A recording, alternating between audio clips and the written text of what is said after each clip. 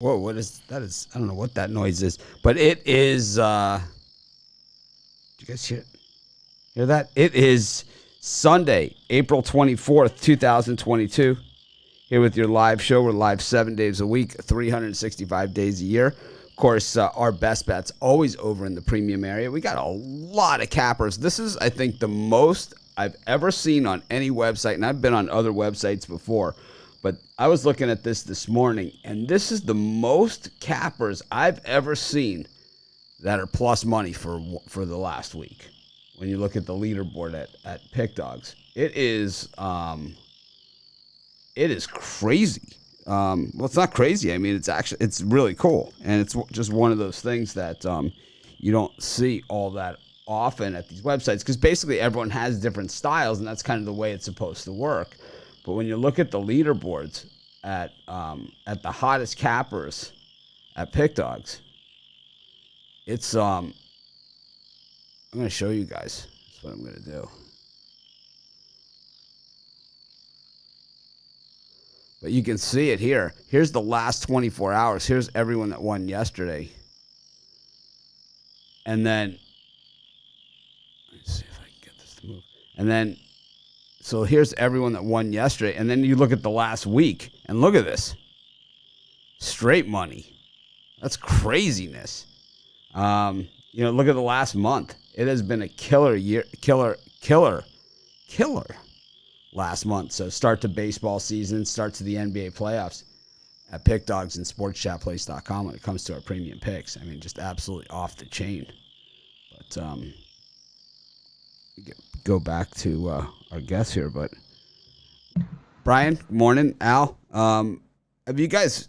I mean, Brian, you've been in the business a long time. Have you ever seen a leaderboard like that where it's just? I mean, I would say 90% of our cappers are up this week.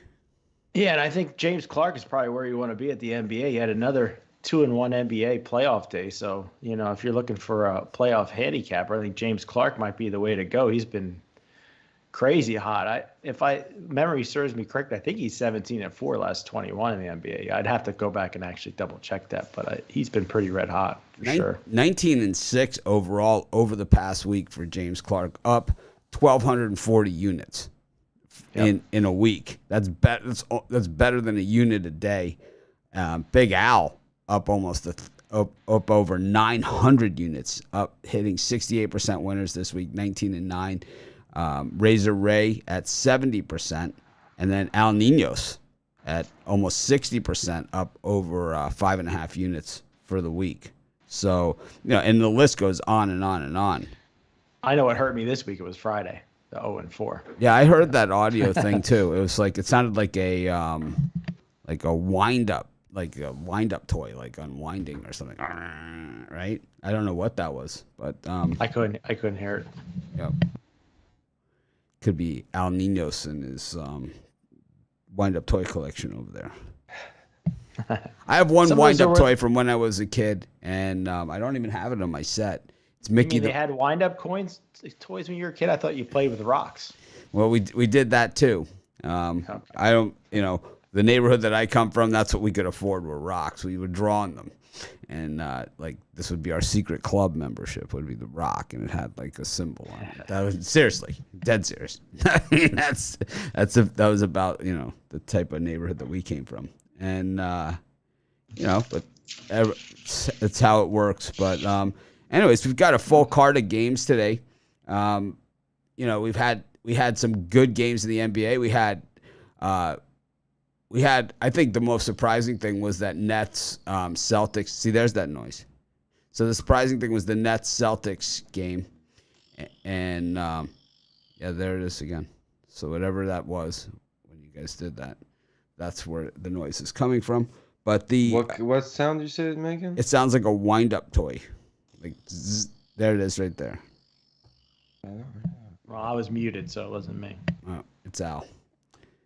He's got something clicking. Sounds like something clicking. I don't know what it is. But anyways, we'll go over all of today's card. I think because normally a bunch of cappers show up for this show, and it looks like some of the guys are running late here. Jovan is here now as well. We're going to add him in. There we go.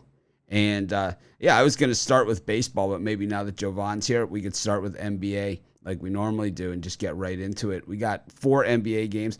I like these 4-game playoff cards. I know that, we're at the time of the NBA season. So, confession here. I thought I was done doing NBA parlays on our regular videos because the regular season ended and I just didn't have a lot of material to work with. And then I figured, well, there's 3 games, I'll squeeze out some kind of parlay. And like, I could do a player prop. I could do, I could do first half, first quarter, because we have the betting tools, right? So have all this information.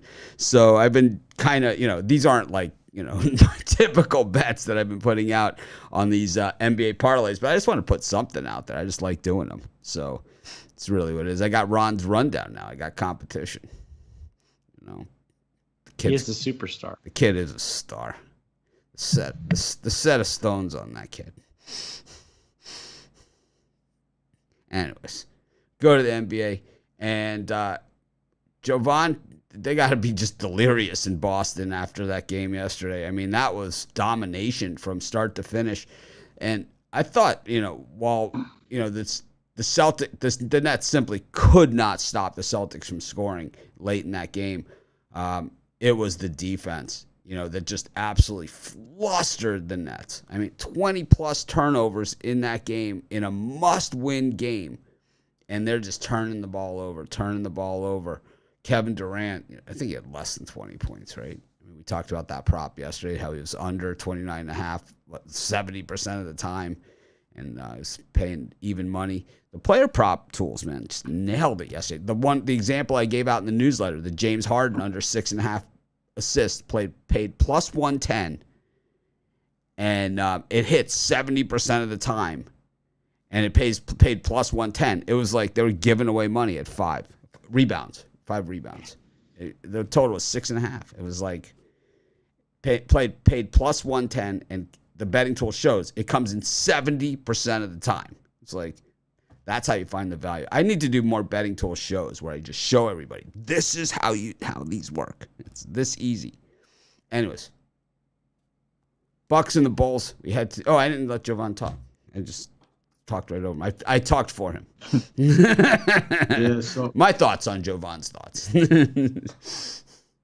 yeah, so I mean, as far as that game, basically the Nets can't play defense and they don't play team ball. 2 cornerstones of playing basketball, winning basketball at least, winning playoff basketball. And the Celtics, that's what they've done since January 1st. They played winning basketball based on first their defense and second trusting each other on the court. And it has shown in the series time and time again. So is getting those steals are no accident. Trusting in your fellow players is no accident. And you can't play iso ball and win in the NBA, not at a high level. So for the most part. Well, I mean, I called the Celtics soft, and some people saying they're far from soft here, but I think we're going to see how soft and how tough they are when they play some of these other teams. I think the Nets just look disjointed. I think this is part of the problem with teams where the players don't really play together all season long, and then they try and throw it together at the end, like the Lakers have tried to do the last 2 seasons. It doesn't work because it is a team sport. I understand there's only one ball. And, football is the only true team sport where everybody has to be doing the same, the move at the same time for it all to work. But in the NBA, especially on the defensive side, everyone really does have to be working there. And even though there is one ball, there is that team chemistry. In basketball, it's the passing and that kind of that being in sync and everything that makes the difference. Well, in football, it's like, one tackle's blocking this way, the guard's blocking this way, the wide receiver's blocking this way, this guy's blocking this. The handoff has to be executed to the running back. All 11 guys have to, have a role on every single play. In the NBA, a little less, but still, man, got to give hats off. We don't crown champions in April, that's for sure. You see Celtics future champs in here. I think they certainly have a possibility because they're going to advance, but You tell that to the Heat and the Bucks. That, you know, I think they equally have as much claim to say the same thing here. The Nets are done. We already know that. I don't think anyone disputes that. Just like, you know, I would say, you know, the Nuggets are done. Win or lose today, they're done, right? I mean, they're down 3-0. They're done. You know, if you go down 3-0 in an NBA series, you are done. You know, there's no, you might win one here, you might hold off the sweep or something like that, but you lose, you're done. It's really not done that way. But anyways, let's go to this one. We go to the United Center, where they know a thing or two about winning championships.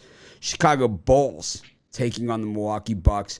The Bulls were absolutely blitzed in Game 3. We saw in the YouTube comments, you know, the typical YouTube comment of our commenters, which they think that, like, our betting tools don't cover injuries or something, or, like, odds makers don't know that guys are injured. Like, if Chris Middleton's out, right, and it's announced, like, well before the game starts, they seem to think that the odds makers don't know this and consider this into the lines before the game starts. I mean, I never understood these type of comments. But so be it. You know who taught me about that at the very beginning, Brian? You know who's the one that really explained this all out to me, like a long time ago? Rob Vincelletti. Oh, okay. You know Rob? Long time ago. I mean, I'm talking about 2006. I talked to him, and he's like, I'm like, yeah, but this guy's injured, and I'm like, it affects the matchups and whatever. And he goes, you think the guys making the lines don't know that? He's like, these guys know before you do, long before. And I was just like, and I'd known this, and he's just like, I don't know, for some reason that time it really sunk in for me. And ever since then, I've been good with it. But in this one, the Chicago Bulls getting 4.5 points here at home. The line moving up from 4 to 4.5. But the Bulls looked really good in the first two games. Maybe the Bucks match up better without Middleton. I'm not really sure. Jovan, what do you think of this one? The house that Jordan built. Yeah, I just think Game 3 was just one of those games where, when you lose a player right after, like the game after, or maybe in game, you get a boost. So I think that's what it was. They played tough on the defensive end, and I think with this particular spread, I don't know. I'm looking for a one possession game in this one. Chicago has the talent. As far as like in the paint, it's a little bit left to be desired. But I think we get a better shooting performance out of DeRozan, out of Zach LaVine. And I think it's a one possession game with that, with a minute left. After that, it's anyone's call, but I would lean towards the Bulls in this one, just to have some fight, at the lane. Basically, I'm not gonna say lay down, but they got boat raced. So I think in Game 4, they come back and at least gonna cover the spread. How about you, Al? Yeah, it's funny that you mentioned that the injury and the lines and all that stuff again. Yeah, of course they know, but there's only so much I think they can adjust the lines once the player's out, and then you have to weigh in whether they've adjusted enough, depending on who it is and what the game is and all that, and the line obviously, especially to me, if it goes through certain numbers, it's more valuable than others. So I think so. There's all that to consider when you're making your bet, but How about the end game yesterday when Noah Syndergaard got knocked out? What do you think of that one? Always good. Yeah, if you're betting, that's the type of thing you're looking for. If you're betting, obviously it's either a huge run or a sub or an injury. That's always gives you a great opportunity to bet live, obviously. But in this one here today, pregame, I like the Bucks -2 with the injury, but at 4.5 on the road, it's getting a bit trickier, and I think I have to agree and maybe take the points in this one. Brian? I'm going to agree with both Al and Jovan here. I just think the Bulls got smacked in the punched in the mouth, lost by 30 points on their home floor. I think their manhood's on the line tonight. You're getting 4.5. I'm gonna sprinkle a little bit in the Chicago Bulls money line because if they can pull this one out to even up the series, and at 4.5, I think it's good value here. I wish I would have put it in as a premium. I like Chicago Bulls plus the points. I'm looking at this one, and I know the last time we all agreed on a pick was the Pittsburgh Pirates yesterday. So I'm definitely treading lightly. I'm definitely treading lightly here, but and I even said it when we all agreed on the Pirates. I was like, we might be in trouble here. I couldn't believe they scored the garbage touchdown on them there at the end too. It's like they rubbed it in their face in it. It's like 14-0. Yeah, it's like, man, even Parcells would have taken a knee there. Anyways, look like the Chicago Bears out there, 85. It was ridiculous. But it counts the same if you bet money line. It counts the same as 1-0. So it really doesn't matter, and it's just one game. But anyways, back to this one. I think if you're going to take the Bulls on the money line, I think that you got to figure that they're going to win by at least 1 or 2 points. So I would go even for more value there. This is where you can really find the value is on bets like this, because instead of getting just plus 165, you start to look at some of these reverse lines, right? And this is where the books start to give it away as to where they feel they're vulnerable. So if you go to the Bulls minus 1.5, you know how much money you're getting in addition to the money line by laying an additional 1.5 points there? $8. It goes only to plus 173. So the books, they feel super vulnerable here on the Bulls bouncing back, because they're not even trying to get you to bet that. It's like they're good on the money line. It's like they do not want action there. But then when you go to 2.5, now you're getting into 2-1 on your money. You go to 3, and that's the most they'll let you lay, and it's plus 223. So it's not like gigantic odds there, and 3 is not a good number, right? 3 is a horrible number because now you're on an even number, and only Al Nino likes that sort of stuff. But you get 2.5, at plus 201. There's not even a ton of value there. The value bet is the money line. $35. Like if you're buying points, right? The way you have to look at it is kind of the reverse of buying points. And I know I have like a weird logic. I get it. Not everyone agrees with me on these things, and not everybody understands the way that I look at it. But you almost have to think of it as buying points, and what would it cost you to get there to buy points? And when the books are not willing to give you the payouts there on selling them points, well, they don't want you selling them points. So it's like the value there to have to lay an additional 3 and only get plus 223 versus 165. You're not even getting a full unit by laying 3 points on top of an outright money line win, and the line's only 4.5. The play is the money line on the Bulls, at least for me. If it and we all agree, so basically it means take the Cubs. Anyways, got the Nuggets against the Warriors. This one, another interesting one here. I would say the Nuggets are done this series, and I would say that this is the one that just goes to show you that unless you're Moses Malone, a one-man team cannot beat a team of guys that have the ability to carry the team on their back. The Warriors have more than one player that have the ability to carry this team on their back, while the Nuggets only have one. And they have, so you always need to have more than one superstar. Before it was 2, and now it's 3. Ever since the Miami Heat did the Dwayne Wade, Bosh, LeBron thing, it's been 3. But before that, it was always 2. But the Nuggets only have 1, and that's why they're in problems here. The other guys that they kind of thought were going to be those guys, Murray and Porter, well, they're nowhere to be seen. So that's the issue here. This one is a sweep on my end. I like the Warriors here. I think they sweep them right out the door. And take nothing away from the Joker. If I'm him, I demand a trade from this thing. Get the hell out of there, because you're not going but they'll anywhere. get those 2 guys back, Michael Porter and Murray. Well, here's the problem. Porter might not really be any good anyway, and Murray, He was good during that playoff run, but even before he got injured, he was not playing that well. So, you have to figure out what you have there in the meantime. But the Nuggets need another guy. They need another player. Is what they need. And if they don't, then they should get rid of the Joker and start over again. It's like you got to go one way or the other because this guy can't do it by himself. And now you're a playoff team because he can do it against the bad teams by himself. The only guy who could do it by himself is Moses Malone. He's the only guy I've ever seen do it by himself. He's the only guy. I've never seen anybody else just say, that's it. I'm going to carry the entire team on my back. Even more so than Michael Jordan ever could or any of those guys. Moses was ridiculous. He did it twice.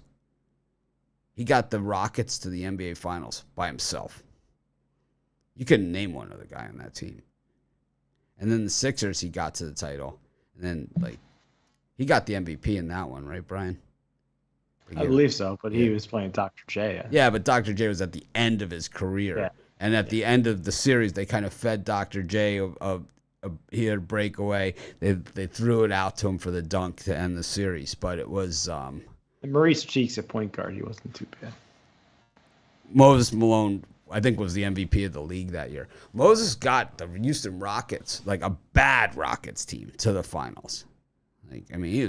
Moses Malone, I think, is probably one of the most underrated guys at this point.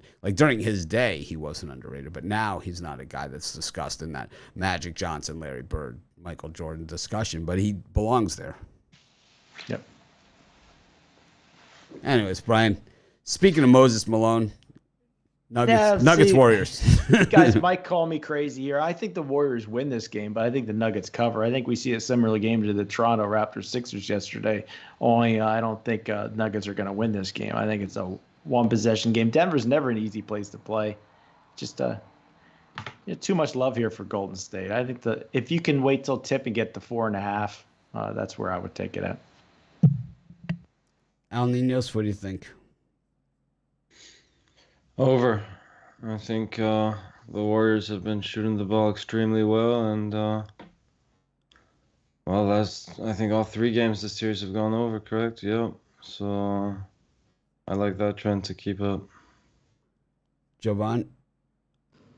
Yeah, and that's the reason why I'm taking the under in this one. All 3 games have gone over, but we've just seen lights out shooting, and that can't last forever. I think that the Nuggets find a little bit more juice on the defensive end, even though they're not a good defensive team. And I think the referees might have something to do with that. They might call the game a certain way, let it be more physical. Haven't really seen that in this series like that. So I think there's a little shift in that regard. So I'm going to take the under. It's 224.5 right now. Last game went to 231. I think a couple, 3-4 possessions, could go the other way to make this an under game. Slightly, just slightly below the total. So we got a few comments here about Allen Iverson taking his team on his back. LeBron, the first time he got there with Cleveland, I would agree with that. But Dirk did it with Dallas all the way, but Moses did it twice.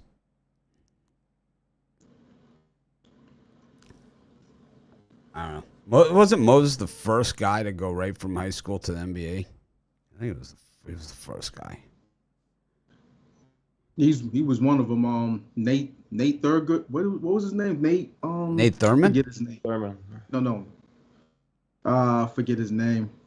They built him as the one that went straight from, I think, high school to the pros. I'm not sure.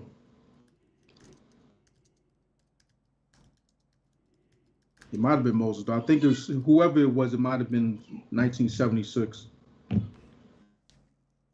Moses Malone. He went to the ABA. So it would have so yours, I think, is the NBA. The first guy was Daryl Dawkins, Chocolate Thunder, and Bill Willoughby. Then after that, there was a 20-year break where you couldn't do it, and that's when Kevin Garnett, and then Kobe. Then the floodgates opened up. Yeah, Kobe, Jermaine O'Neal, Tracy McGrady, Al Harrington, Corleone Young. Remember him? I remember him. He was supposed to be like the greatest, whatever. I'll take Kobe, over those guys, and Garnett. Daryl Dawkins, though, is pretty damn good. I like the Warriors in this one. Like I said, I don't see it. And, in the comments, someone said Jamal Murray is a superstar. No, he isn't. He had one good postseason. That's really it for his career. That's all he had was that postseason in the bubble.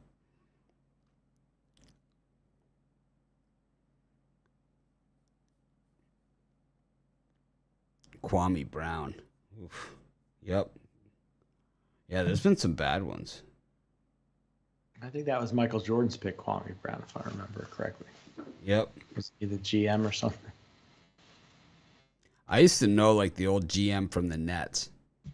And back in the day he would like be like, yeah, my people came to me, they're like, you gotta have 2 superstars on this team. He's like, and then he's like telling me we only got 1, and I'm like, who? I don't even know who our 1 is, Derek Coleman was their 1. He was like,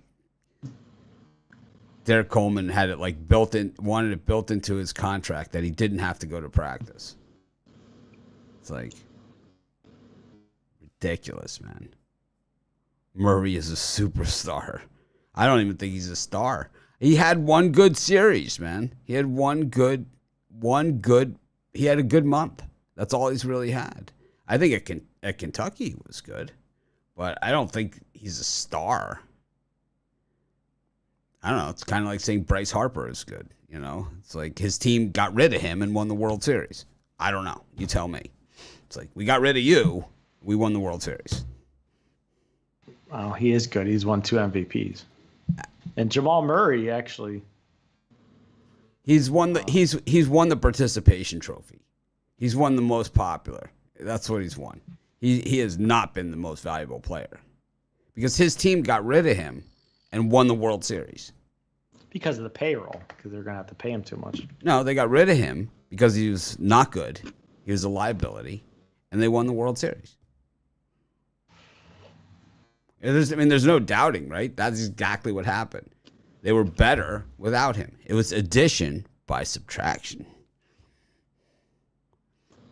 Strasburg was also off the chain that World Series too, that postseason. Anyways, Atlanta Hawks taking on the Miami Heat. Trae Young taking matters into his own hands in Game 3. The Hawks look dead to rights. The Heat probably shaking their heads, saying we really let the fish off the hook in that game. They generally don't let that happen twice. They have one of the best coaches in the NBA.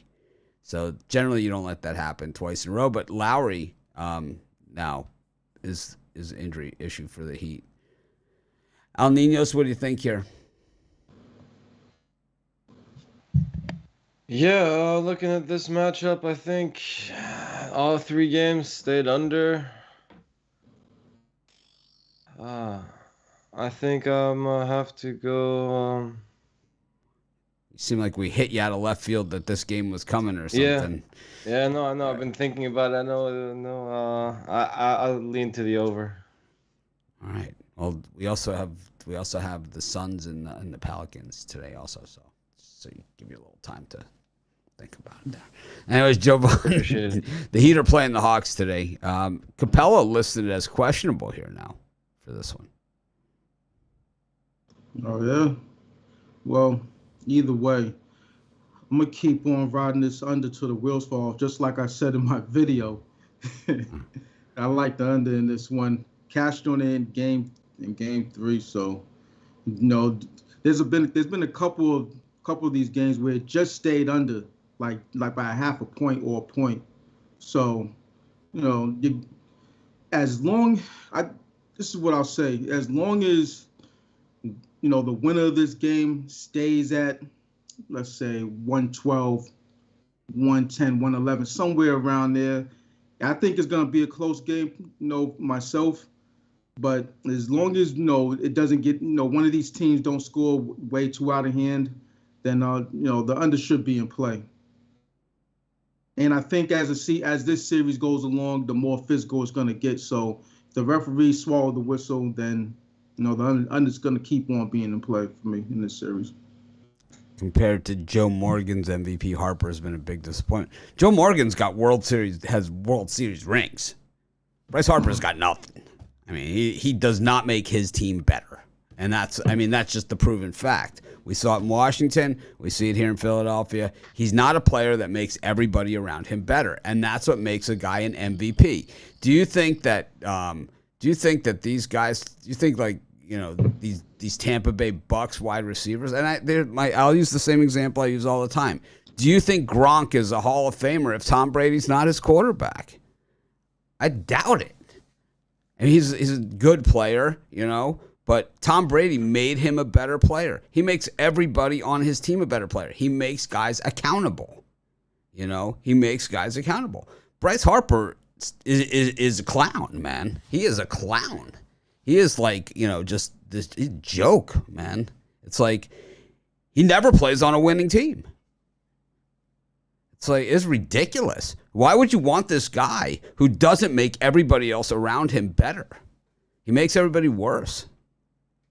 It's terrible, man.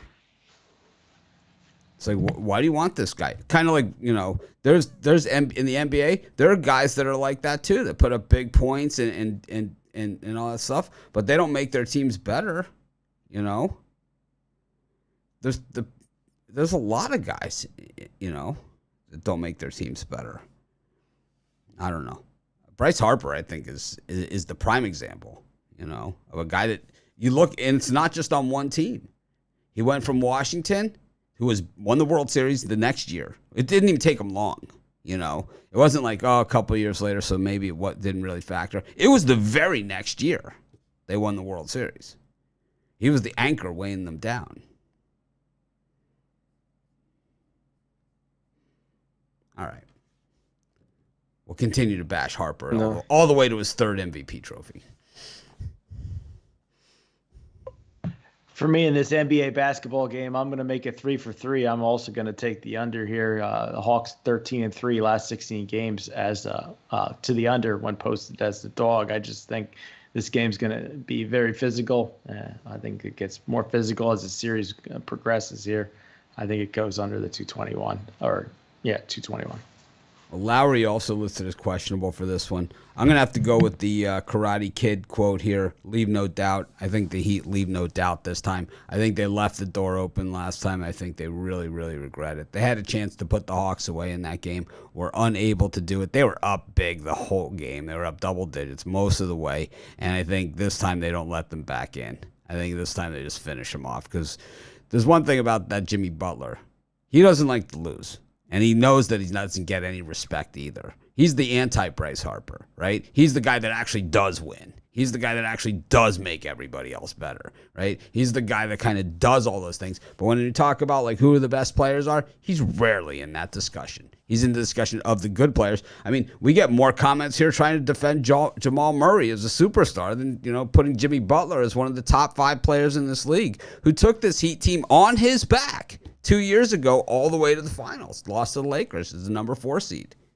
This guy can flat out play. He's got a lousy attitude. And that's why, because he doesn't like to talk to the reporters, he doesn't like, all this other stuff. So he's not good. That's the way he's painted. That he doesn't belong in that same discussion as these guys that, get along with the reporters and stuff. Bryce, the baseball MVP isn't voted on by anybody that has anything to do with baseball. It's basically like us, guys like us. Really, there's no difference. We watch more games than those guys do. Bryce Harper. Can't stand him. Well, Cole's going today, so you could have those two guys on the same team. It'd be freaking awesome. Oh, we know there won't be any White Sox MVPs, but it's okay. Yeah, except for last maybe year. one day. Except for last year, right? When I Abreu won just- the MVP, right? So, Wow. yeah, except for last season. Okay. They also won their division. They also were a postseason team. Well, maybe they'll win a game again. Maybe I like them today. I think they break out of that 6-game funk. Well, they 7 get some help today. losing count. They get some help today. Lucas Giolito comes back today. So instead of having Jimmy Lambert and Vince Velasquez and whatever, now you have the number one of the ace of the staff. When you're missing your number one pitcher, we'll get to baseball in just a second, but I will go through this for the 8,000th time. When you're missing your number one pitcher in the rotation, your number two becomes your number one, your number three becomes your number two, your number four becomes your number three, and you have a mismatch across the board against every other pitcher on the other team. You're way better off as taking the guy out of the minor leagues, putting him as the number one, taking a shot, against against Kershaw or whoever the hell he's going to have to face.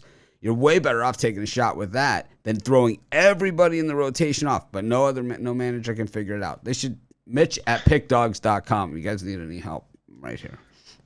I completely agree. It's just it is. It moves everybody up a slot, and unless you have that 1A, Max Scherzer, Jacob deGrom, right? Unless you have Kershaw with Greinke, right? Unless you have those things, it's like Verlander with Cole, right? Unless you have that, then it doesn't work. Anyways, speaking of working, we got the Pelicans against the Suns. This is a way better series than anyone could have thought at the beginning. The Pelicans 39-48 on the season. It's 2-1 Suns, but the Pelicans giving them everything they can handle, and then some. I love the way the Pelicans, the direction of this team. I like the way that they've just said Zion Williamson isn't even really on this team. We're going to act as if he doesn't play. If he ever comes back, great. If he doesn't, well, we got another plan. Jovan, what do you think here? Big Easy?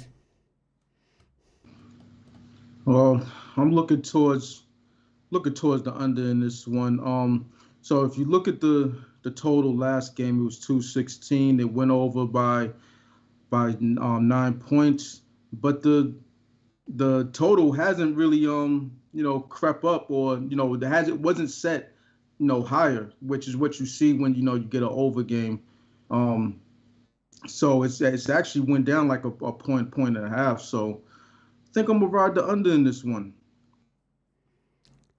Al Niños. Yeah, I think the Pelicans might steal another one here. I'll take a shot on the money line with the Pelicans. No Devin Booker. I know the line, the people know that, but again, this number comes down a little bit, but I still think you got some value on the Pelicans at home here, so little dog. I said before last week, I wasn't the biggest Suns fan even with Booker on the court, so I think things might be getting a lot tougher. Well, they still might be the better team in this matchup, but I'll take a shot at the Pelicans here. They need to win this game, otherwise, I think the Suns might take care of business back at home. Well, the prop bet on like guys like Chris Paul and stuff.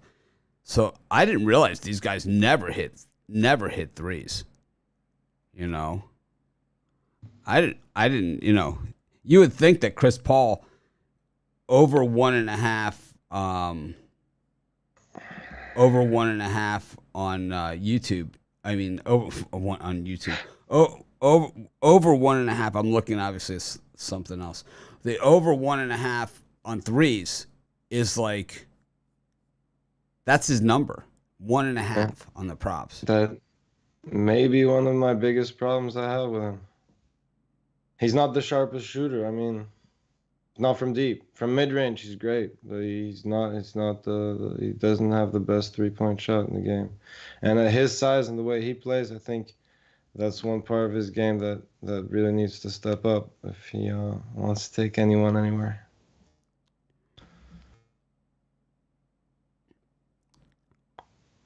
Brian? Yeah, I'm going to go back to the well and take the Pelicans in the first quarter at plus a half a point or on the money line. They hit for me in game 3. I think they come out strong in this one. You're going to have to come out strong and punch Phoenix in the mouth in the first quarter. So I'll take the Pelicans first quarter. I like the Pelicans as well here. I just think this series is just going to be a lot tougher than people expected, including me. And I think that we're seeing a bunch of guys in this playoffs become, take their game to the next level. And kind of like Jamal Murray did, a couple of years ago in the bubble, I think we're seeing guys like Ingram, say I could play here too, and I could take over a game. And I mean, what was he, the second player taken in the NBA draft? So this should not be a surprise to anybody, that this guy can flat out play. And, he was taken in this, or what was he, second or third overall in that draft? He was up there, right? He was way up there, So it's like it shouldn't be any surprise at all that this guy can flat out play and be this same position that Tatum was taken, in the draft, same spot. So, or in that same neighborhood, right? So there should be no reason why you wouldn't think that he could do it. But all we ever heard about the Pelicans, before this was Zion. But I love that McCollum trade, man. That really is one of the best things that ever happened to this organization. Way better than the season. Change the season, change the team. You have a guy that you can throw the ball to, and he's going to hit the shot. He's going to make it. I like him. Brian, what are you selling today? Well, got back on track yesterday with a winning day. It wasn't easy, but we got it across the finish line. I got my no limit 3-pack. It includes 2 NBA winners, my Sunday night pound zone and my Sunday night money shot, and my best bet Major League Baseball. 3 best bets for $50 at pickdogs.com per me picks.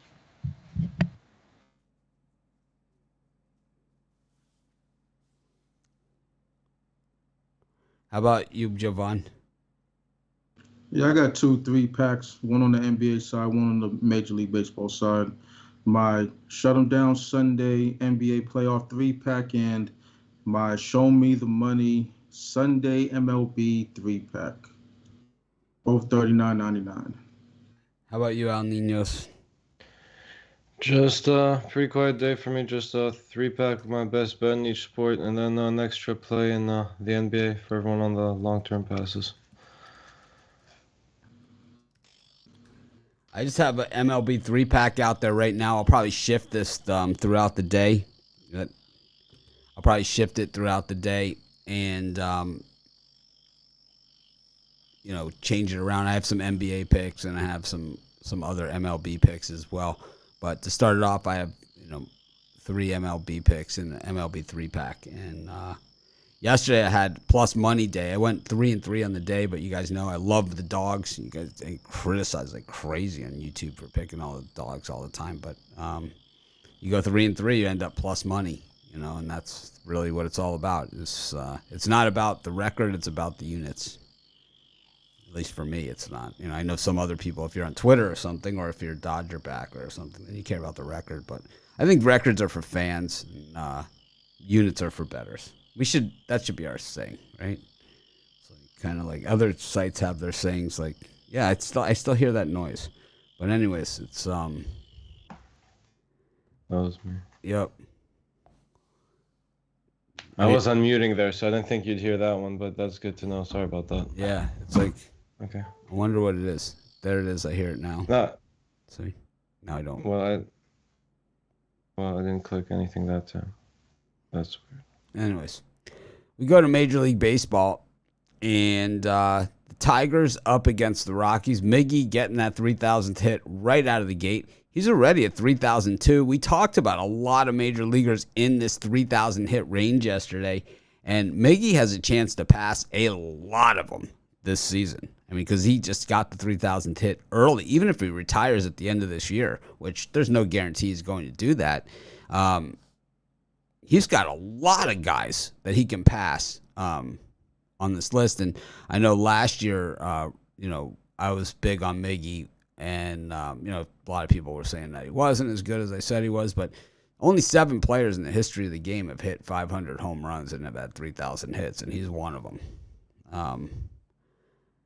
Talking like Hank Aaron and, Willie Mays type stuff here, is what we're talking.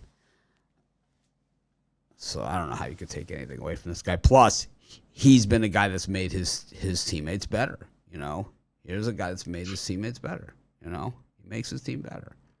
Not like, some guy that wears a bandana and acts like he's, actually won something.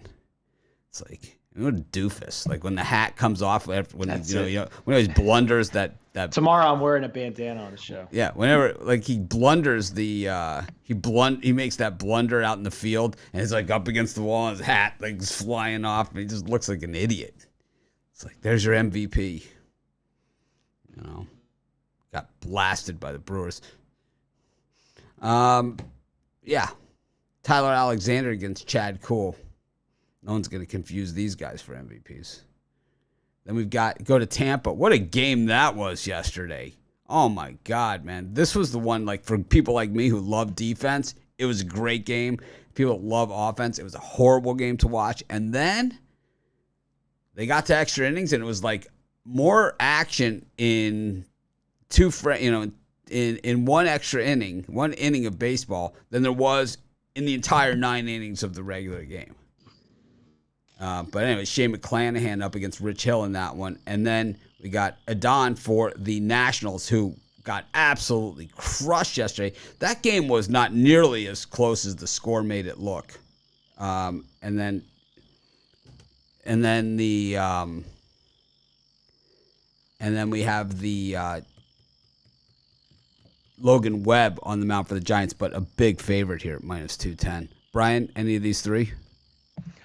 Yesterday I took the Giants -2.5. I think I'm going to take him again at that number. I just think the Nationals pitcher is going to get rocked again by the San Francisco Giants lineup. Logan Webb's solid pitcher. I think he can hold them down to 1 or 2 runs today. So I'll lay the big alternate run line with the Giants. Colorado Rockies and Detroit Tigers. Kuhl has pitched way above his pay grade. I think I'm going to take Alexander, Detroit Tigers at home to get the W there. So Tigers money line and San Francisco Giants -2.5. Jovan? Yeah, that was a heartbreaker for the Red Sox yesterday. Yeah, Trevor Story could have ended it, but didn't. And next thing you know, 2-run shot, game over. For this one, I think they lose again. Shane McClanahan, he's, last 2 starts against the Red Sox. That was last 10 innings, both 5 runs, no earned runs against the Red Sox. Hasn't given up anything. I think he does it again, and the Rays win. And I'll go money line. I'll go run line with that one. Al Niños?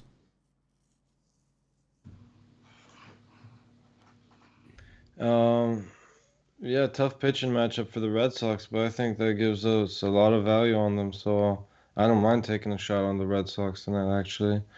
Or today, I should say, not tonight. Yeah, Giants is real pricey, but I mean, if you want to play that game, I'd take them run line. And maybe take a shot on the Rockies, but that's my least favorite of the 3. I don't know. The Tigers seem to string wins together when they do it. The Rockies, 3-1 on the road this season. I think that's more wins than they had the entire first half of the season last year on the road.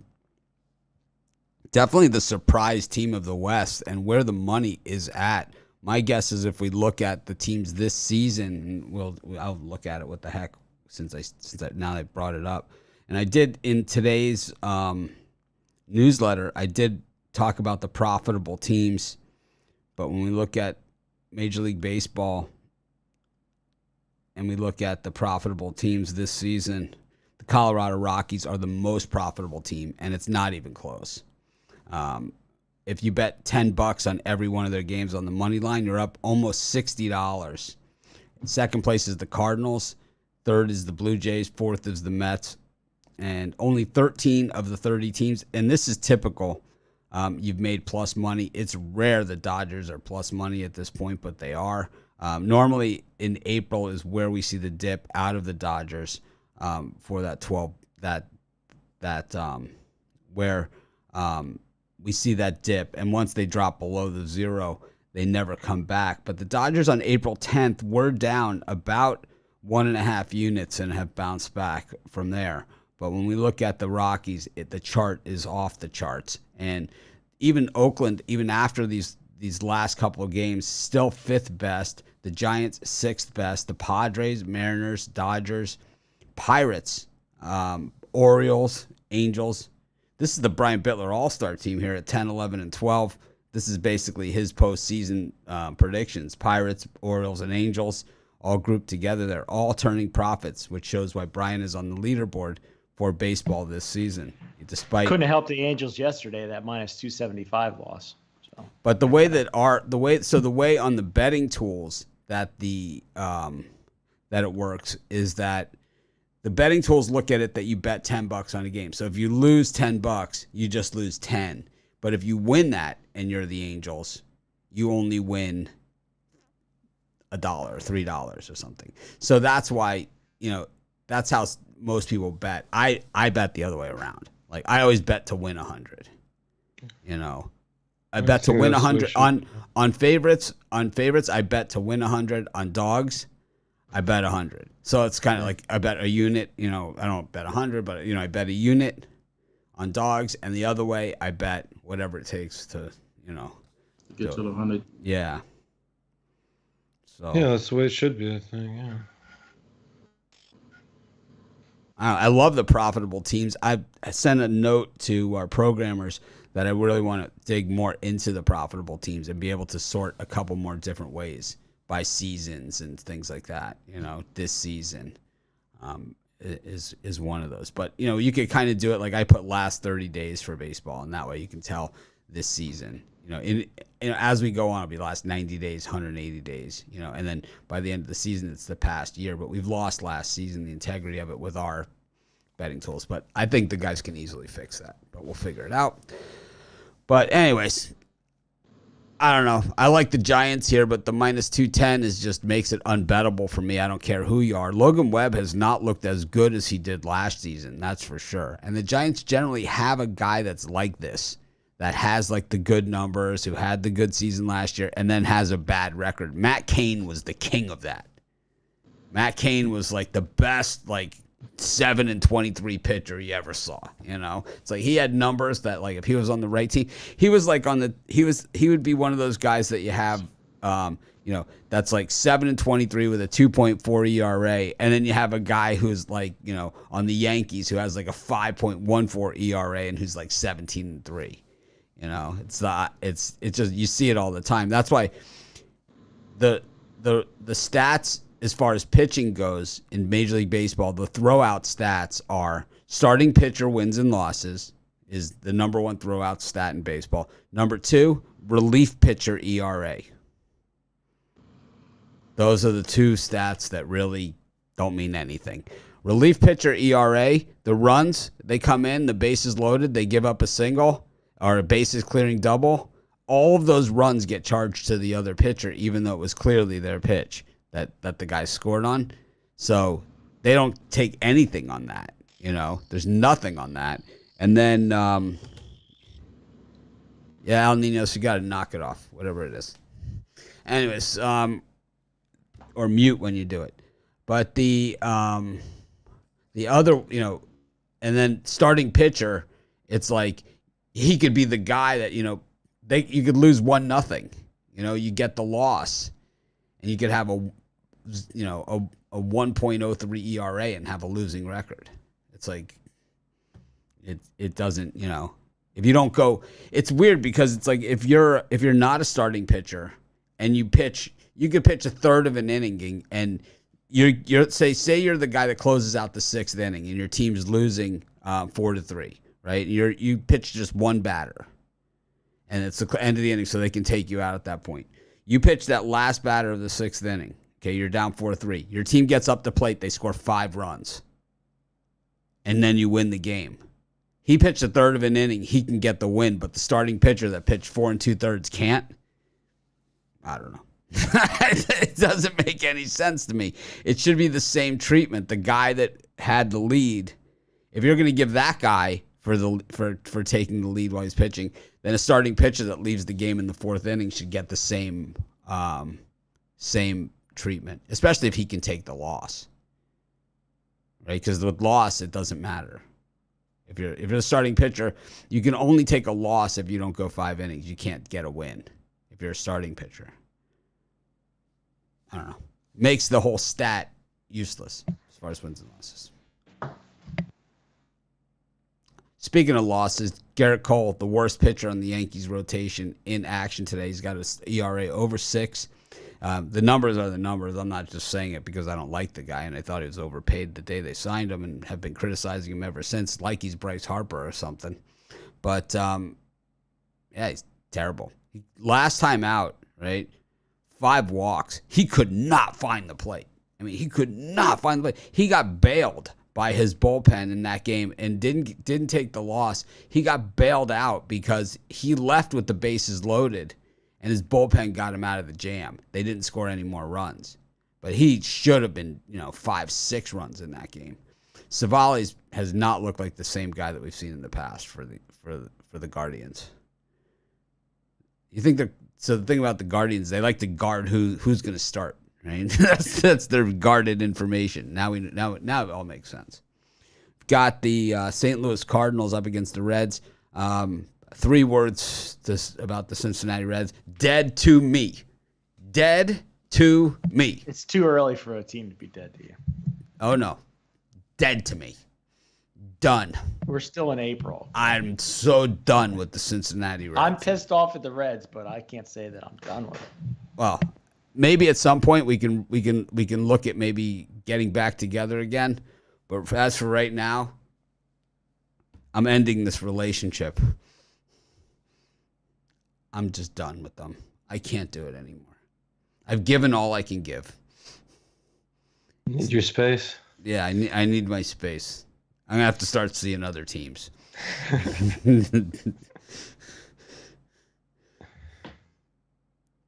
Got the Braves and the Marlins. That was an awesome game yesterday, man. I had the Marlins yesterday, and I got to say that was one of my favorite games I watched. And because I won, but it was like the way that they won. They just toyed with the Braves. Just toyed with them. And then when the Braves thought, like, oh, man, we're going to come back because we've come back on them every time in this game, the Braves couldn't even get a bat even to foul a ball off. It was like they just mowed them down. And then we've got the Astros here up against the Blue Jays. And, this has been all Blue Jays this series. Big surprise, I would say, going into Houston and busting them up. It's early, but I think we saw this last year with the Astros too. Al Ninos would know this is kind of his sort of stat here. When Jose Altuve doesn't play for the Astros, they don't win a lot of games. And I think, it just seems to be that way. And we saw it last year. We're seeing it this year. How many games does Kikuchi win? That's the other question. Well, it's really starting pitchers only pitch 4 or 5 innings these days. It's not like they're going into the 8th. They pitch less than 50% of the game, and they're only on the field 50% of the time. So there's a lot more to this than starting pitching. In baseball, there's really maybe if you're betting first 5 innings, that has something to do with something. But I like the Blue Jays against Verlander, so obviously it's not all about starting pitching. I had the Seahawks to beat the Broncos in the Super Bowl 8 years ago too, but it's like, really doesn't matter. No, what I was trying to get to is that I think it doesn't, as I said, it doesn't matter. It's Kikuchi or whoever. I think the Blue Jays much better lineup here, and they probably win this game anyway. But I just find it really hard to back Kikuchi. That's all.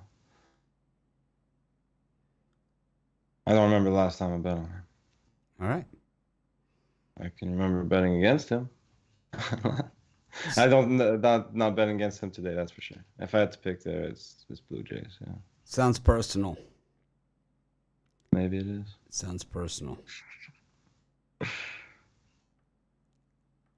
Jovan, what do you think of these 3? Going to jump on the Reds here? You think today's the day? Absolutely not. Nick Yeah, Lodolo to the rescue. I'll say I'm gonna take a shot with the Guardians, and this is just based on what happened with last game. Well, Garrett Cole, he's been giving it up, but with the end of the ugliness with the end of that game, and the Guardians outfielders getting into it with the fans out in left field and right field. I believe. Well, yeah, left field I think mainly. Yeah, I think well right field mainly, but anyway. Yeah, I think that the Guardians batters, I think they come in, I don't know, with some sort of focus and because they had that game, to be honest, but they couldn't pull it out, and I think they do pull it out. Plus, you're getting almost 2-1 on your money, so I'll take a shot with them, and I would take a shot with the Astros. To tell you the truth, Luis Garcia's on the mound. He's been pitching, I believe, relatively well. But it's not just that. Yusai Kikuchi, he doesn't pitch good against the Astros, even though the Astros are a light hand club as of right now. Yeah, I'll just take a shot with the Astros in this one. They know Kikuchi, they know how to hit him, and I think they'll get to him. They don't hit lefties particularly well, Nope. but everyone hits Kikuchi particularly well. Brian, what do you think about this? I'm with Jovan. I think the whole garbage throwing thing of the fans, not really good for the team on the field, and I think the Yankees know that. Yeah, I'm going to agree with Jovan here, but I'm going to wimp out. I'm going to take the +1.5 on the Guardians. They've been a pretty good road run line team. I believe they're 6-2 this season on the run line. And then in the Cincinnati Reds Cardinals game, I'm going to give the Cardinals the kiss of death. I'm going to back them here, take that Super Public team. So everybody out there, fade me, take the Reds. But because I have no luck when I do this. It's just, how could you not take Wainwright? He's put up great numbers. Cardinals just a much better team. Reds just can't seem to score runs. So why not take the Cardinals today? Seems like easy money. And then one last thing, the Cleveland Guardians-Yankees game. I'm going to take a crack on the under 7. The total just looks super low for Savali, who's struggled, and Cole, who's struggled, both with above 6 ERAs. It just doesn't seem right. So I'm going to take the under here, under 7. I love the Guardians today. I'm going to do the anti-Bittler, and I'm going to go with the reverse run line here. You're getting gigantic price here on the Guardians on the reverse. You're getting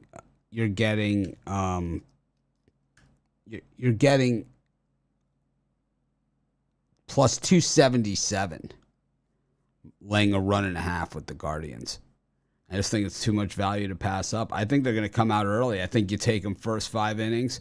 I think you take, yes, run first inning I think all the way. I like the Guardians big in this one. I think they come back. I think whenever you see that trash throwing of the fans and all that other stuff, it's usually not a good sign for that team the next day. And it's not just that. It just shows the frustration of the fans. They know Cole's pitching today. They know they're in trouble, right? It's like, this guy's he's crippling this organization. Terrible. He's an embarrassment to the sport. Outside of that, he might have some decent stuff. Thing is, you take him, you put him on the Cardinals or something, he's probably pretty good. But here, it's like, he wasn't the number 1 in Houston. He was the number 1 in Pittsburgh. And there, he always had the blow-up inning. The Yankees have gotten a lot of good guys from Pittsburgh. Yeah, Jameson Tyone.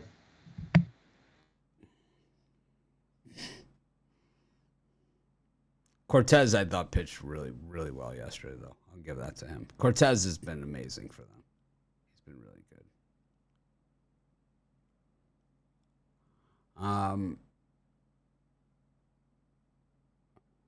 Got the White Sox and the Twins. And in this one, looks like Lucas Giolito is going to make it to the hill here up against Chris Archer as the White Sox look to end this road losing fiasco. 2-6 on the road this season. They are falling back in the standings. Got the Cubs against the Pirates. You know, the Pirates lost 21-0 yesterday, but the thing is, if you bet the Pirates all 3 games this series, you're way up because they were big dogs in all 3 games. So yesterday you lost 1 unit. The first 2 games you won probably 3 units combined. You're still up 2 units. You could bet the Pirates today, and even if they lose, you still won the series up a full unit. And I think anyone will take that. If you can win a unit on every baseball series all season long, I think if someone told me you could have a unit for every series that gets played in baseball this season, and you don't have to bet at all, I'll take it. And I think that's what you have here with this one. I like the Pirates anyway with Brubaker here against Justin Steele, who started the season strong, but we know, you're going to play to the back of your card, and it's going to happen in a hurry. Brubaker has not pitched well this season, but he's pitched in the number 1 spot, too, most of the season. And then the Baltimore Orioles, I gave this one out, the YouTube Premium pick for me, the last 2 days in a row on our YouTube Premium. I gave out the Baltimore Orioles, and 2 days in a row, they have been cash. I remember you used to make fun of me for taking the Baltimore Orioles. Oh. Yeah, but they're up against your other team, the Angels, It's like, You used to say, if you take the Orioles, that's it. You're all right, done. well, let's look at this. Okay, let's look at this. Dylan Bundy with the Angels, Dylan Bundy with the Twins. Look at Bundy, yeah. I mean, it's the same thing, It's addition by subtraction. It's like there's certain teams that just aren't good. Mike Trout getting busted up late in the game, too, with the runner in scoring position. I mean, you rarely do you see them just blow a fastball right past them, He had 2 homers yesterday, though. Yeah, but when they needed him most. So you had to hit 3 home runs. No, all he needed to do actually was make contact and advance the runner to third. There was less than 2 outs, and he had a runner on second, down by 1. When you're the best player in the league, you got to make contact. You really need to either walk or make the hit. That's what you're getting paid to do. I mean, not everybody cares about the useless stats of Chris Bryant and Bryce Harper winning MVPs because they're on very, big market teams and put up reasonable numbers in garbage time. Going by those numbers, Jake Plummer was the NFL MVP like 10 times. He should have been the king of garbage time, the undisputed king of garbage time. I can't tell you how many times, I don't play fantasy football, but I can't tell you how many people I know that won fantasy football leagues with Jake Plummer as their quarterback. I mean, this guy throws for 400 in garbage time, no problem. Down by 30, It's like, here comes Jake. Now, my fantasy quarterback's been Lamar Jackson. He's been able to get the points running and the points thrown. He's been injured. Over the seasons I didn't win last year, but over the years that I did win, Lamar Jackson. Was it last year you had to take a crap in the middle of the game? You had to come out of the game? I think that was the year before. I love Lamar. I think he's totally underrated. I thought when they drafted him that was like one of the great picks, and he kind of got blown over. Second round pick, yep. It was like, who else was in that draft? Like Carson Wentz, right? That was the Trubisky Wentz. It was like, what are you guys doing? It's like, what are you even thinking? It's like, he doesn't have the arm that Vic has, and that's why. He had the same wheels, where he could run like that, but didn't have the arm strength. And it's so what? I don't get it. All right, don't get off track here. We're on baseball. Now the Ravens get their running back this year. The guy that was from Ohio State, that running back. What's his name again? The guy Dobbins. Dobbins. They're going to be better. The Ravens will be a lot better this year with him. The Ravens will be one of the more improved teams. Of course, Eagles going to go into battle with Jalen Hurts.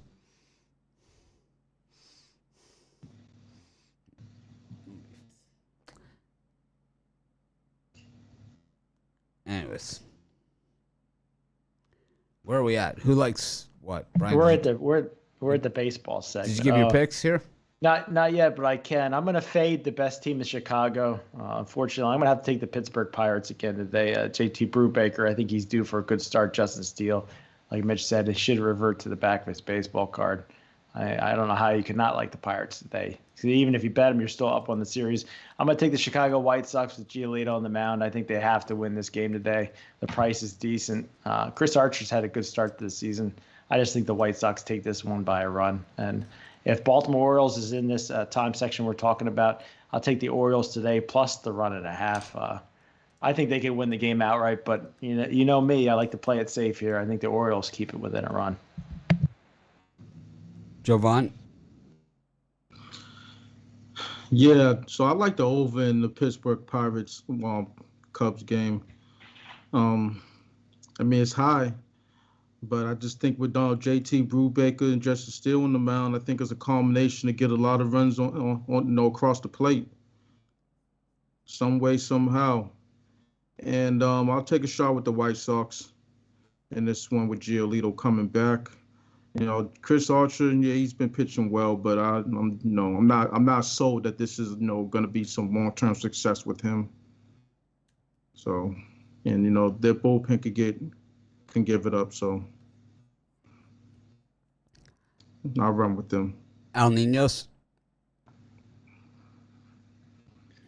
Yeah, White Sox probably my favorite one on that list. They got to turn this around no matter how bad they've been on the road. As you said, Giolito coming back, I think, is a good spot for them to turn things around. That's it. As for the other two, I might take a shot on the dogs, but not loving it, especially after that Pirates. I mean, it happens. The 21-0. It doesn't. It counts as. It just counts as one. Oh, absolutely. Counts as one. Absolutely. I'm taking the Pirates on the reverse run line here.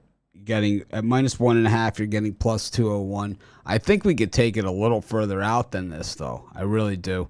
I think that they bounce back here. The Cubs have. You look at this series, it's still 2-1 Pirates, and traditionally the Pirates mop the floor with the Cubs at Wrigley Field. So I'm not sold here on the Cubs. They won one game. They scored 21 runs. Big deal. It's Justin Steele. He's not a -170 pitcher. I don't care if he's playing against, who he's playing against. I love the Pirates here. I think the -1.5 is definitely in play, and I think we could strongly consider 2.5. Let's see what kind of payout we can get on that. So it's plus 296 on the 2.5. And then if you can go to 3.5, which I really believe is in play here too, plus 418. And then for people like me that have an issue, -4.5 at plus 605 payback time for the Pirates. I mean, a 6-1 game, you cash that thing. 6-1 on your money. What, like the Cubs haven't lost by 6 runs, in our lifetime or something? It happens all the time. Anyways, we'll lay at least the 1.5 though with the Pirates getting 2-1 on our money. I see you, Mills. I see you. All right, so Mills, we're gonna bring Mills on as well, and let's see what we got. You got Mills Young with us. Mills, how you doing? Man, how's everybody doing out there on this Sunday blessed day? We're doing well. We're just going through the baseball card. We did the NBA, so I know you'll have something to say about that. And then last night we had a UFC card. You want to give everybody a quick recap of what we saw? And I know you, in your premium picks on UFC, swept the board there. Yeah, man. Last night, man, we came out the gate smoking. Brad Francis as well. Both my premium picks hit. I had an underdog on there that I loved. That everybody was on the opposite side. That's one of those when when you hear everybody on the opposite side, you just love your bet even more. And I don't blame them. They were on Clay Guida, a veteran in the game with over 58 fights in the UFC. But he ain't it, man. So I had Claudio Polaris on there at plus money. Gave him out a little bit earlier on in the week. Then he changed out to be a favorite. Then I had another straight money line play at a -110 that closed out in one in the first round. Our lottery pick that we gave out on the show cash. Our best pick cash. Our best dog cash. I mean, hey, man, appreciate everybody who got your packages and your picks because, hey, here at Pick Dogs, all we did was cash yesterday. Yeah, like I said at the beginning of the show, I think almost every capper on the site turned a profit yesterday if you looked at all of their picks. So that's the first time you ever really met Brad, right? Is recently your last couple of shows that you've done with him, right? You didn't know him prior to that. So he's not here, so you could pretty much say whatever you want about him. We won't tell him. So, how's that going so far, like working with Brad? I'll be honest, man. I was a little bit, I was a little bit hesitant the first time on air because I'm like, all right, we never been on air together, let alone even conversated too much. I'll be honest, it went perfect. The first time we was on air, it seemed like we had chemistry. It seemed like we knew each other already. So I'm loving it, man. We got I think 3 episodes in right now, and it's just gonna keep rolling right now. So keep tuning in every single Wednesday, 7 p.m. Eastern here. We're only doing a 30-minute show on here. You're probably going to be able to check it on the archives or the library on the Pick Dogs, but I'll be honest, man. Right now, me and Brad Francis, we're going to be building a community here at Pick Dogs for the MMA people out there, so come on over. I get a lot of emails. I get a lot of Twitter messages. I get a lot of stuff about MMA and how we haven't really covered much of it, but I have to say that I knew when I put Mills and Brad together that it would be a good beginning of our MMA coverage because Brad has done stuff with us in the past, and of course Mills' stuff is out there. And we'll get back to the MMA. We'll also get some NBA from you in just a little bit, but let's finish out this baseball card where we kind of were midstream with the guys here, battling our way through it. And I've been pretty critical on a lot of players today. I'll admit it. I kind of, I'm sick of these guys already. I know you've been hot on my boy Garrett Cole out here, and I mean, and it gives you have the right to, you have the right to, especially with the ERA that he got. But today he's turning it around, man. We need this win, man. We need him to come out there and go a solid 6 innings, get that spider tack from the back of your hair, act like you're rubbing it in. Do something, man, because we need Garrett Cole to show up today, man. We can't take that. He's an embarrassment to the entire organization. Just the pure textbook example of, how to waste $36 million a year. I mean, he's been absolutely terrible. It's like, I think you make $36 million bucks. You got to do better than that. And that's just, I understand that, it's the going rate, it's all that other stuff. Well, the money still is paid by us, and it's like, I want to see more than that. I need to see more. It's kind of like Bryce Harper, I expect to win some games at some point. Well, anyways, where were we here on this, Brian? Did everyone get their chance to say? I was just applauding the Pirates, right? Is where I was. And I'm on the Pirates on the reverse run line. Did we do the A's yet? So we're on. I don't think we did the A's. All right, so we're on Angels, Orioles, A's, Rangers, and the Diamondbacks and the Mets. Brian, Orioles, your team, straight money. The last 2 days, just taking it to the Angels. Chris Ellis is not bad. He's not bad here at all, man. But Suarez has pitched pretty decently here for the Angels so far. I know Jovan not a big Suarez guy, but what do you think here, Brian, in this one, in these 3? Cole Irvin and Spencer Howard, a guy that you know well from Philly, and Madison Bumgarner. Yes. Spencer Howard stinks. I'm going to take the Oakland A's with Cole Irvin on the mound. Seems almost too good to be true, but I'll take a crack here with Oakland A's. I'll take the Baltimore Orioles plus the 1.5. I'm not ballsy enough just to take them on the money line today. I think it's a 1-run game either way. Ellis hasn't looked bad at all. And then the Diamondbacks and the Mets, McGill's been lights out, but Bumgarner hasn't been bad either. I'll take the Diamondbacks plus the 1.5. So Diamondbacks 1.5, Orioles 1.5, Oakland A's money line.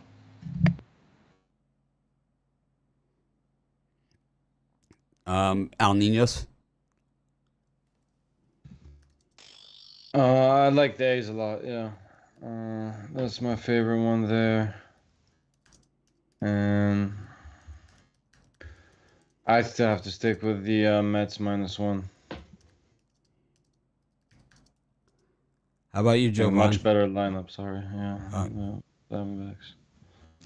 Yeah, so I'm not shy about fading Suarez or backing the Baltimore Orioles in this one. So I'll take the Orioles on the money line with this one, and I'll take the under on the Mets Arizona game. These 2 pitchers come out the gate hot, and I think they keep it rolling 8.5. Well, 8.5 in Arizona, but they're playing in the dome, so whatever. I'll take a flyer on the under in that game. Mills, anything on these three?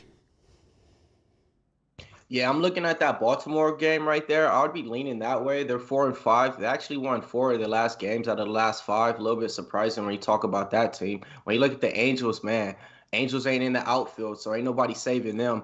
So, Rocky Suarez, I want to say, is on the mound. Not too high on that guy. So I'm really looking to fade the Angels right now until they turn it around and show me that they can really just put up some wins.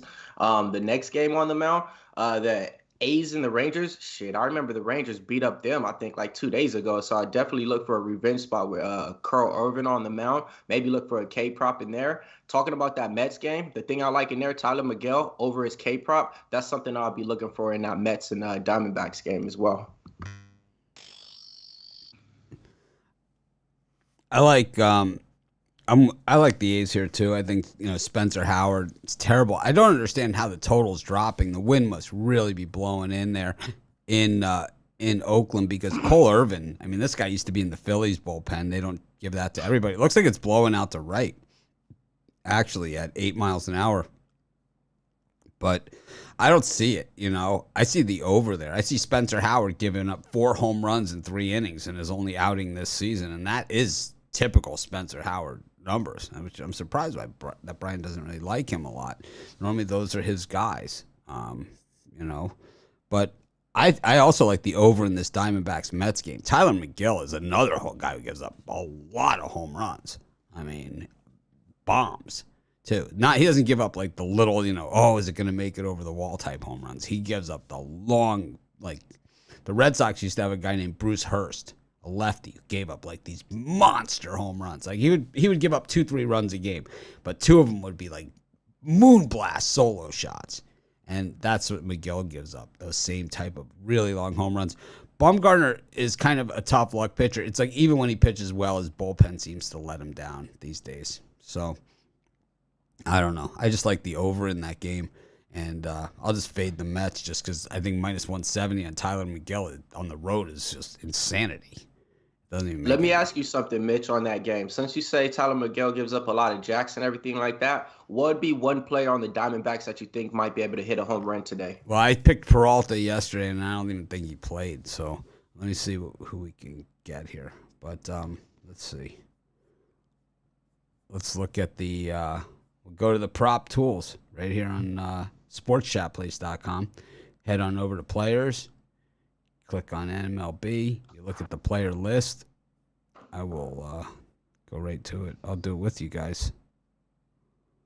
And then I would even love to know what Jose Ramirez does with Garrett Cole. He's been smacking, it seems like, over there for the Cleveland Guardians. And, Garrett Cole is always liable to give up a run or two in the early innings, the first 3 innings. Last time, man, I think he set a world record. I think he threw like 46 pitches in the second inning. It was bad. Well, let's look at David Peralta again here. Let's see what his Ramirez is 4 of 12 with 2 home runs against Cole. That's pretty good number. That might be a look right there. Peralta plus 600. See, he has not hit a home run in his last 5 though. So I'm not sure. Let's see what Varsho.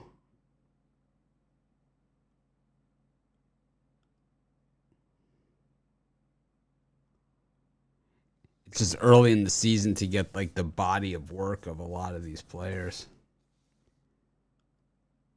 I think maybe Peralta's due. I don't know. And you guys see out there for the people in the chat, man, you see how easy it is right there? You guys see a stat or something you want to research? Easy as that. You just pull it up on the screen right there at Pick Dogs, the sports chat. It gives you all the stats that you need to get you some cash. Dalton Varsho right here, plus 350. He's hit 40% of his last games. He's hit home runs. So we'll take a shot.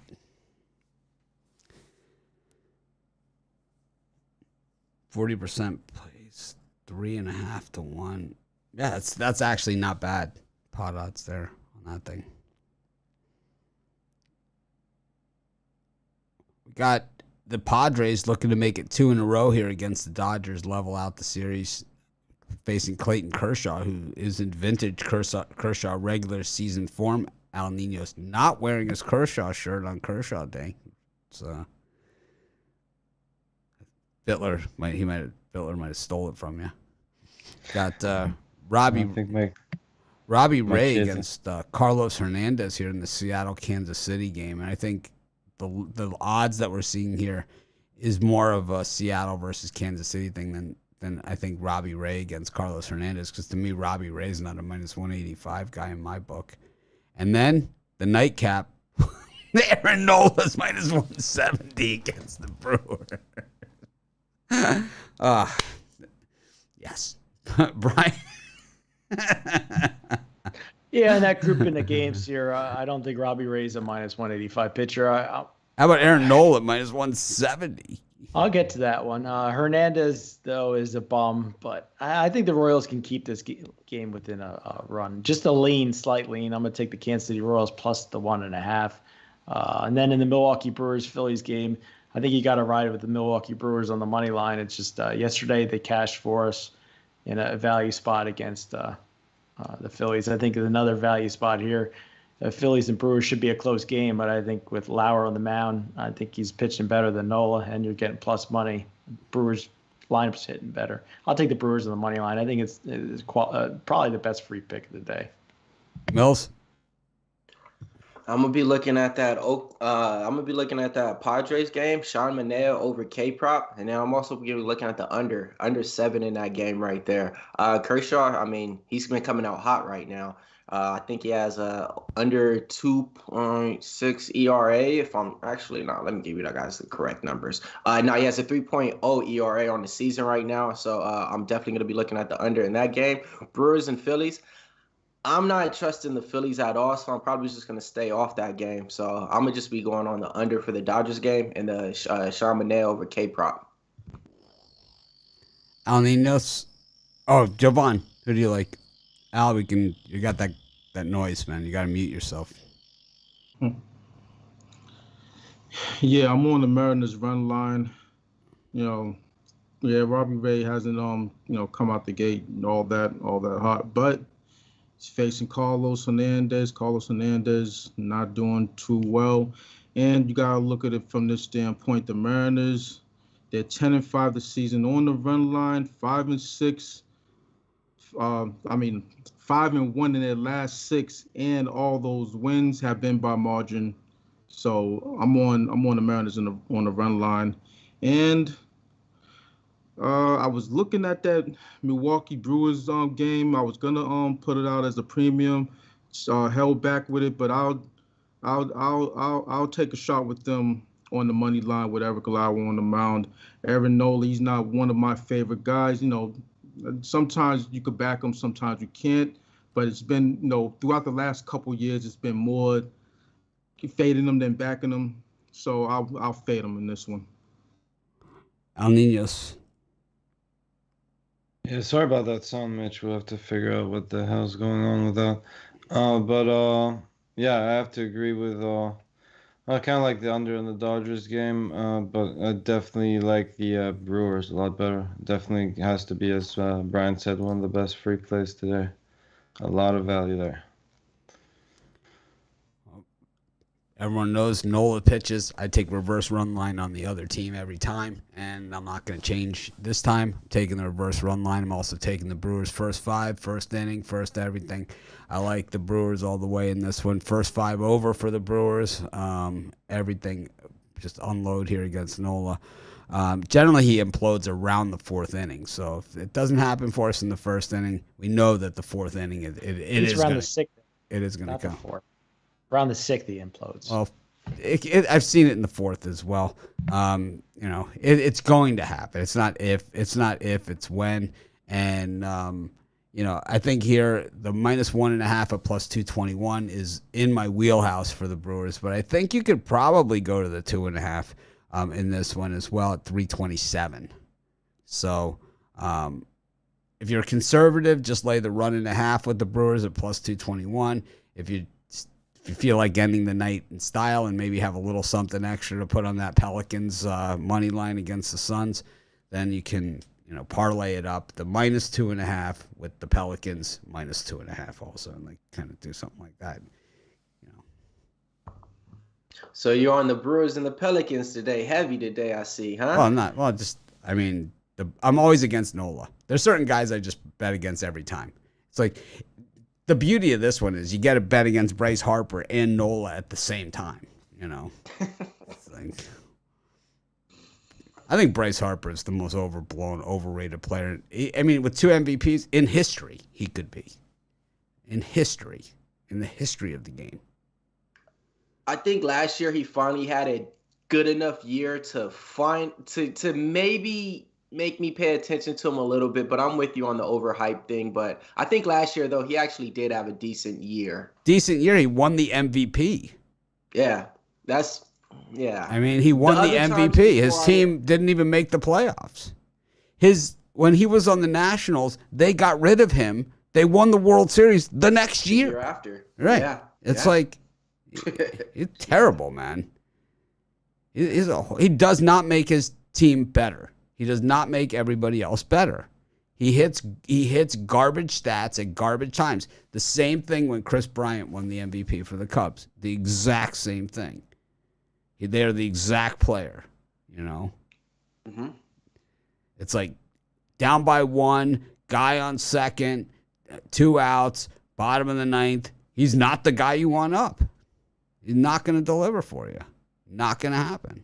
He's going to maybe a deep fly ball, out. That's the best you're going to get from him. He's a drama queen too, man. How do they feel about him out there in Philadelphia, Brian? How do they feel about him? We love Bryce Harper out here. He's a puddle. Sure. Well, they're used to losing, so it's like it's not a big deal, to them. They expect to lose. They got Jalen Hurts as their starting quarterback of their football I think team. Jalen Hurts is better than what the Miami Dolphins have a quarterback. But he's better than Tua. I think he's better than Tua. Tua beat him out at Alabama in head-to-head competition. Anyways. He got lucky. He got lucky. They took him out. He hadn't played all season. In the most crucial time of the biggest game, they pulled Hurts out, put Tua in. That's what happened. In the second half of the national championship game, the guy hadn't played all season. They took out Hurts and put Tua in. That's what happened. And won the game.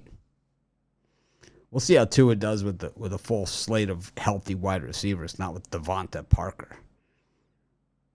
He's gone to sit on the Patriots injured list this season. It's like they have the trainer's already got a Patriots boot for him. Anyways, Mills, you missed our NBA segment. Do you have anything to say about today's NBA action? I know you're a big NBA guy. Yeah, man. I'm actually a little bit on the opposite side on that Pelicans game. I'm going to be looking at the Phoenix Suns in that game. I actually think they should be able to cover the spread. Spread is only like -1.5, -2 right now. When it comes down to it, they're just a better defensive team, better overall team. You're not gonna get a money line price like this either. If you guys want to play a money line, this might be the game right now. You got the #1 team playing the #9 seed. Next round, next division, it's gonna be a lot tougher. So if you guys are trying to play those money line, straight plays, that might be a play that you might want to attack right there. I mean, it's -140, but I actually think they're gonna cover. So I would take a -2. A prop that I really like. I'm going to be going on over to the East Coast. I'm going to be going to the Milwaukee Bucks versus Chicago Bulls. Giannis over 13.5 rebounds right now. It's at plus money on your books around there. Shop around for the best line. That's something that I really like a lot. And then last but not least, how can I not be? CJ McCollum over 4.5 rebounds. The last 3 times I played that prop, it's been on top. So appreciate everybody out there buying the packages, and you get that player prop that's included with it because we've been cashing on CJ McCollum. All right. What do you have for sale today? I got 2 plays up there. So I got one in the NBA and I got one in the baseball. The baseball play that I got is going to be kicking off at 2 p.m. Pacific time. Then I got one play in the association that's going to be kicking off at 6:30 p.m. It's not the one that I just talked about. So, hey, you definitely want to get on with it. I got 2 plays up there. You could take my 3-day pass as well, or else you can even get me long-term and get the 7-day weekly pass as well. So you like CJ, but you don't like the Pelicans. Yes, correct. So CJ over or under 25.5 points has come in 60% of the time. The rebounds, the over 4.5 rebounds has come in over 60%. It's come in 60% of the time, but it's minus 159 on that. The over on assists, 80% of the time, but minus 134 on that. 3-pointers, over 2.5 for CJ. But minus 159 though. Yeah, that's a hefty price on that. And then points, rebounds, and assists. It's been under. This could be the value play here. Under 36.5. It's hit 60% of the time. Yeah, I love these betting tools that spit out all this information. You can look at those odds. These aren't actually for me. Most of these are there's better ones out here. Actually, the rebounds, the under 4.5 hits 70% of the time, and you're getting plus 125 on your money on CJ. I like that. 70% of the time in the last 10 games, and you're getting plus 125. That's like the Harden rebound prop yesterday. It's exactly the same one, except you're getting a better payout. I don't know. I love the props. I love the prop tool. I never was a prop guy because I'm not really a fantasy guy. But now with the player props, with the tools, they make it easy. Yeah, see, so one thing about the player prop market, I've been doing it now for like 2 years. The books are barely catching on to it right now with the actual points where they're supposed to be at and stuff. So you guys definitely want to get on top of it right now because the books are still adjusting to it. So you guys could definitely get some good numbers out there. So when we look at the tools, right, and we look at some of these player props, I'm showing like I set it at 80% on here, and I can see a bunch of player props in the last 5 games that have hit 100%. And then when I'm looking at these 80%ers, I mean, they just run off the page how many of these 80 and 90%ers in the last 10 games. So Green on Denver, under in 3-pointers. But so those at the bottom aren't as high payers, but some of these are like super value. So Zach LaVine, 3-pointers, under 2.5, plus 105. It's hit 80% of the time. You're getting better than even money on that, even though it hits 80%. That is a good bet. I mean, not all these are going to hit, but it's like at least you start off on the right side of it. Highland for Denver, over 2.5 assists in the Denver Golden State game. 80% of the time he has more than 2.5 assists, and you're getting plus 105 on that, on an 80% bet. That's really good. Chris Paul, here's yours, Al Ninos. Under 1.5 3-pointers for Chris Paul, plus 110. That's your... Yeah, not too bad. The only concern for me there is that Booker's not on the court, so he might attempt a few more. But yeah, I don't mind it. So here's the 100%er. 10 out of the last 10 games. Poole, points, rebounds, and assists over 30.5 is hit 100% of the time the last 10 games. Only minus 113 at Bet Rivers.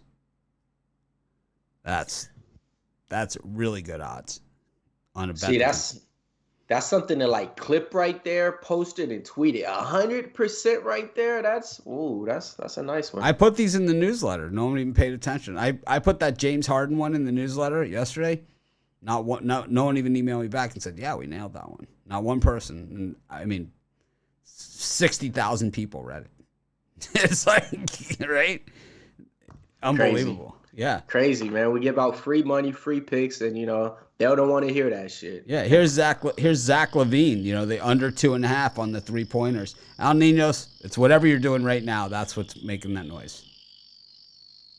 That wasn't me. I was muted there. No, it was definitely you. I just unmuted myself to say this. All right. Unbelievable. All right. Yeah. Not sure what it is then. Anyway, Zach Levine, under 2.5 3-pointers, plus 105. It hits 80% of the time. I don't know. Just me. Yeah, there's some really good ones here. The Joker, over 52.5 points, rebounds, and assists, hits 80% of the time, and it's about even money. I mean, the betting tools just kind of show you. Do you use the betting tools on your props, Mills? You've been doing them for I look at them to cross-reference just to see exactly what the percentages are that they have them at. So I do. All right. Well, we have player prop parlays as well now on our parlay builder. So another feature that we added. So I'm going to be doing a prop show as well as a betting tool show. I got to do these every day and start getting it, because I think the betting tools, as we're building them out, they are getting a little bit more complicated, but that's in a good way, because it's not complicated in that they're difficult to use. It's just complicated because there's so much information there. And I think if we can get our arms around it, it's going to get people on a lot more winners, just to show them where to find this value on the betting tools. So we'll do a betting tool show. I was doing it every day. It's just finding the time in the schedule of the shows is really the hard part of that. And then the betting tool show, and then just a prop show is something I really want to do. And that I could have different guests every day on. I know Romanelli wants to do it, but we're thinking about doing that on a different platform, the prop shows. But we'll start them here on YouTube, and then we'll probably move them. Prop dogs. Prop dogs. Good one. All right. Well, anyone have any parlays or props that they want to give out on today's show as we wrap it up here? I got a parlay here. Take the Baltimore Orioles plus the 1.5, the crappy Chicago White Sox on the money line, and mix them in with the Chicago Bulls plus the points. Your Chicago Bulls. Al Ninos, any props, parlays? Let's go A's, White Sox, Cardinals. Or Giants. Yeah, Cardinals. More value, I guess. How about you, Jovan? Guardians, Orioles, Brewers. Oh, Brewers. All plus money. 3 teams. Mills? I usually don't do this, but hey, man, let's go ahead and bet on the two teams that I like today. Actually, my two teams, man. Take the Atlanta Braves money line. Take the New York Yankees money line. Parlay on both. That's plus 166 on your books out there. 2-team parlay. Bryant? Already went. All right. So it's me? All right. I just used the best parlay tool is all I did. And this is what came up as the default. And I'll show you guys what it is. It is Brad Marchand to score the first goal at plus 850, with Charlie Blackmon to hit a home run at plus 575. Wander Franco to hit a home run at plus 480. He's had two of them the other night. And then Draymond Green to record a double-double. That's plus 350. $10 pays $16,736.63. So I would say it's worth the $10. If you hit, definitely I would say if you're going to bet that bet right there, the one that I gave out, you're going to want to use a regular book, an onshore, one of the books that we have recommended here, or Bet Rivers, where we put the odds from. We're going to also be adding DraftKings this week as to our odds on the props and everything. It's also going to have a lot more. Nice. It's also going to have a lot more prop bets because of DraftKings has a lot more different props. We're going to continue to add books with the props. DraftKings and FanDuel will be after that, and this way we'll have even more props available for everybody. But if you're going to bet a bet like this, and I can tell you from experience, make sure it's with one of these U.S. facing books, because those other guys, they may or may not pay you. It's like, I've hit bets like this before, and I got to tell you, the payout system, not always the best. But if you're with a U.S. book, they will pay you. You will get paid. You think you'll get any thank you emails if anyone hits that parlay? Nope. Nope. Only if it loses, that's the only way you get any response. No one ever says on a good winner. Unless it's like something like this you might, but it's normally on if you lose. Like, and it's like, so Ruffalo, I think, had the Pirates yesterday in his video. So it's like they lost 21-0. So it's like he'll get hammered on that. But meanwhile, I gave out the Orioles on the premium YouTube the last 2 days. No one said a word. That's usually how it goes, Usually how it goes. Sounds about right. Yeah. Anyways, this is a good long show today. We covered a lot of ground. Thanks, everyone, for joining us. Mills, what's the next MMA card you got coming up? Next MMA card is going to be coming out next week. It's going to be Rob Font versus Cheeto Vera. You got 14 fights going to be on that card, so you guys definitely want to pay attention and tune in to the show on Wednesday. That card is going to be kicking off a little bit early next week on Saturday as well, so it's going to be kicking off around 2 p.m. Pacific time, so early card next week. Why is that? Where it's at? This one's actually in the Apex. So usually when they do stuff like that, it has to do something with like ESPN's channeling program. So maybe something's going on that Saturday. Probably basketball and stuff like that. All right. Well, thanks everyone for joining us. We appreciate each and every one of you. Make it a winning day. And like I said, we give out tons of free picks every day. We do it, here in our live shows, YouTube. We all do, YouTube here. We all, so we do it here on, across social media and live. YouTube, pickdogs.com, sportshopplace.com, the betting tools, tons and tons and tons of free picks every day. But, when you give out that many free picks, definitely going to be some games that you like more than others. And to find out what those are, head on over to our website, pickdogs.com, click on that premium picks tab. Thanks everyone for joining us. Make it a winning day. We appreciate each and every one of you. I'm going to try like crazy to act more